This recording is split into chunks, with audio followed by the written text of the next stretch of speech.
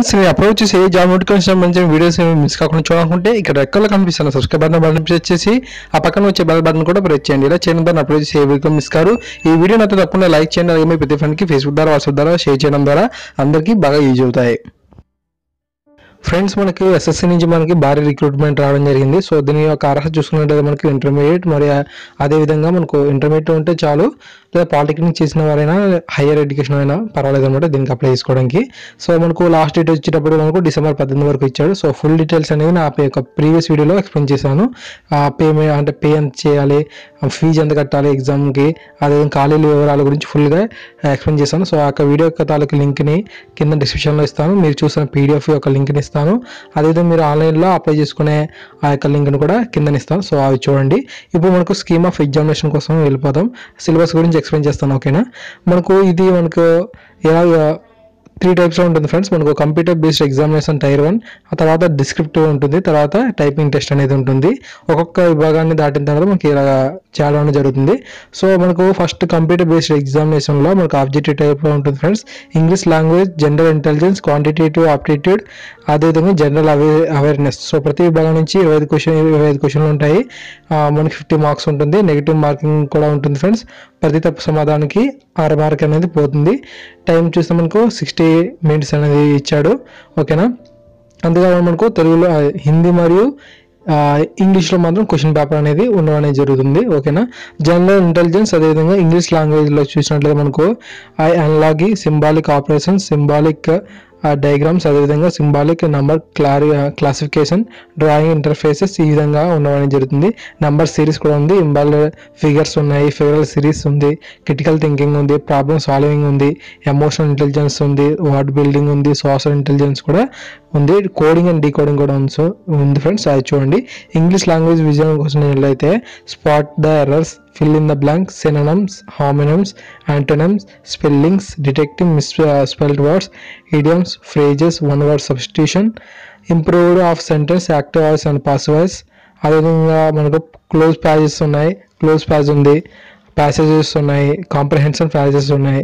So మీరు చూడండి. So మనకి ప్యాసేజ్లో ఎక్కువగా మనం స్కోర్ చేసే అవకాశం అయితే ఎక్కువగా ఉంటుంది. సో అవి బాగా ప్రాక్టీస్ చేయండి. ఓకేనా, తర్వాత కాంపిటేటివ్ ఆప్టిట్యూడ్లో మనకి అర్థమెటిక్ ఉంది, number system, fundamental and arithmetical operations ఉన్నాయి, ఆల్జీబ్రా, జియోమెట్రీ, మెజరేషన్, అదేవిధంగా ట్రిగ్నోమెట్రీ ఉంది, స్టాటికల్ చార్ట్స్ గురించి కూడా ఉన్నాయి.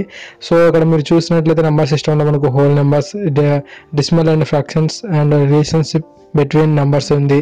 అదేవిధంగా percentage, ratio and square roots, averages, interest, అదేవిధంగా ప్రయారిటీ అండ్ లాస్, డిస్కౌంట్, ఈ విధమైనవి ఫండమెంటల్ అర్థమెటికల్ ఆపరేషన్స్ ఉన్నాయి. అందువల్ల ఆల్జీబ్రాలో మనకు basic algebra, identifications of school algebra గురించి ఇవన్నీ ఉండడం అనేది జరుగుతుంది. సో మనకు ట్రిగనోమెట్రీ కూడా ఉంది. ఓకేనా, మెజరేషన్స్ ఉన్నాయి. సో ఇవన్నీ చూడండి. అదేవిధంగా మనకు జనరల్ అవేర్నెస్ ఉంది. ఈ యొక్క జనరల్ అవేర్నెస్లో మనకు ప్రస్తుతం జరుగుతున్న జీకే కానీ కరెంట్ అఫైర్ కానీ కూడా చూసుకోండి. అందుకని మనకి history, culture, geography, economic, science, అదేవిధంగా general policy and scientific research ఉన్నాయి. సో ఇక్కడ ఫిక్స్డ్ కంటెంట్ ఉంది, ఎప్పటికప్పుడు మారుతుండే కంటెంట్ గురించి కూడా యొక్క జనరల్ అవేర్నెస్లో ఉంది. తర్వాత మనం అందులో జనరల్ అవేర్నెస్లో మనం క్వాలిఫై అయినట్లయితే మనకు టైర్ 2కి ఎలిజిబిలిటీ ఇస్తారు.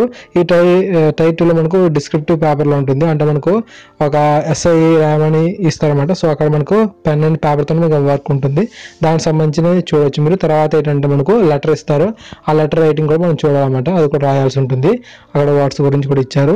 టైర్ 2 ఎగ్జామినేషన్ గురించి ఇవ్వడం జరిగింది. తర్వాత మనకు స్కిల్ టెస్ట్ ఉంటుంది.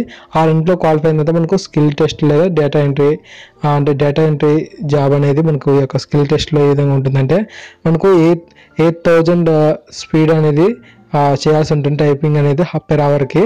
ఓకేనా, ఆ యొక్క ఇన్ఫర్మేషన్ చూడండి. సో మనకు అదేవిధంగా డేటా ఎంట్రీ ఆపరేటర్లో మనకు కంప్ట్రోలర్, అదేవిధంగా ఆటో జనరల్ ఉన్నారు. సో వీరికి స్పీడ్ టెస్ట్ ఏ విధంగా ఉందంటే per hourకి 15,000 కీ డెప్యూటేషన్లు అనేది చేయగలిగే సామర్థ్యం ఉండాలి. అంతేకాకుండా టైపింగ్ టెస్ట్ అనేది లోవర్ డివిజన్ క్లర్క్కి, అదేవిధంగా పోస్టల్ అసిస్టెంట్ వారికి హిందీలోను ఇంగ్లీష్లోను ఉంటుంది చాయిస్ అనేది. సో వీరు హిందీలో కనుక టైపింగ్ చేసే హిందీలో చేస్తే 30 వర్డ్స్ అనేవి పర్ మినిట్లో చేయాలి. అదేవిధంగా ఇంగ్లీష్ కనుక సెలెక్ట్ చేసుకున్నట్లయితే వీరు పర్ మినిట్కి 35 వర్డ్స్ అనేది టైపింగ్ చేసే సామర్థ్యాన్ని వీళ్ళు కలిగి ఉండాలి. సో మనకి పర్వాలేదు ఫ్రెండ్స్, ఇది 30% స్కోర్తో క్వాలిఫై అయిపోతే చాలు. బట్ ఏంటంటే మిగతా ఫస్ట్ ఎగ్జామ్ ఉంది కదా, ఆబ్జెక్టివ్స్ టైప్ ఉంది కదా, అది అంటే టైర్ 1 టైర్ 2 సెలెక్ట్ అయితే మీకు ఎక్కువగా పోస్ట్ వచ్చేసే అవకాశం ఉంది. సో ఇది మాత్రం మనకి పాస్ మార్క్ వస్తే చాలు. సో ఫ్రెండ్స్, ఇది ఈ జాబ్ నోటిఫికేషన్ యొక్క డీటెయిల్స్ అనేది. తప్పకుండా ఈ వీడియో మీకు నచ్చింది అనుకుంటున్నాను. ప్రతి ఒక్కరు ఇంటర్మీడియట్ కానీ లేదంటే పాలిటెక్నిక్ కానీ చదివిన వారు ఉంటారు కాబట్టి తప్పకుండా మీరు అప్లై చేసుకోండి. మీ ప్రతి ఫ్రెండ్కి షేర్ చేయండి. మన ఛానల్ సబ్స్క్రైబ్ చేసుకుంటే ఇలాంటి ఇన్ఫర్మేషన్ పొందుతారు.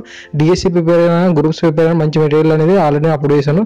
సో ఆ వీడియోస్ కూడా చూడండి, మీకు ఎడ్యుకేషన్ పరంగా బాగా యూజ్ అవుతాయి. ప్లీజ్ సబ్స్క్రైబ్ చేయండి, సపోర్ట్ చేయండి. Thank you guys. Good night.